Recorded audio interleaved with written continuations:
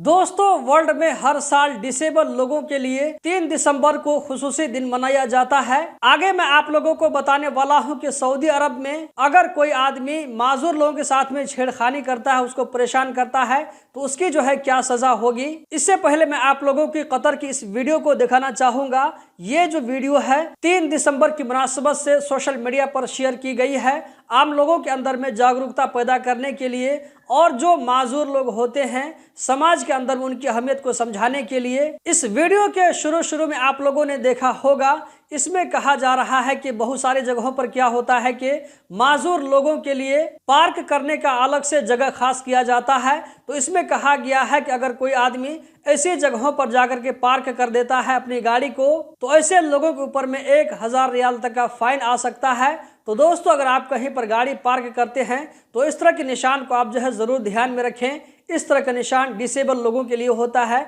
यानी कि माजूर लोगों के लिए होता है। अब मैं आप लोगों को बताने वाला हूं कि सऊदी अरब में जो है डिसेबल लोगों को देखते हुए एक नया रूल लागू किया गया है। इस रूल में कहा जा रहा है कि अगर सऊदी अरब के अंदर में कोई आदमी माजूर लोगों के साथ में छेड़खानी करता है, उसको परेशान करता है, उसके साथ में हंसी मजाक करता है, जैसे कि मान लीजिए किसी माजूर आदमी को कुर्सी से नीचे गिरा दिया, उसकी छड़ी को छीन लिया, चश्मा फेंक दिया या कुछ भी उसको जो है इंसल्ट करता है, तो इसके बारे में कहा जा रहा है कि सऊदी अरब के अंदर में 1 साल तक के लिए जेल की सजा हो सकती है। इसी तरह 250,000 रियाल यानी कि 2,50,000 रियाल तक जुर्माना भी आयद किया जा सकता है। दोस्तों, इस चीज को मैंने आप लोगों के साथ में रेफरेंस के साथ शेयर किया है। इस वीडियो में इतना ही।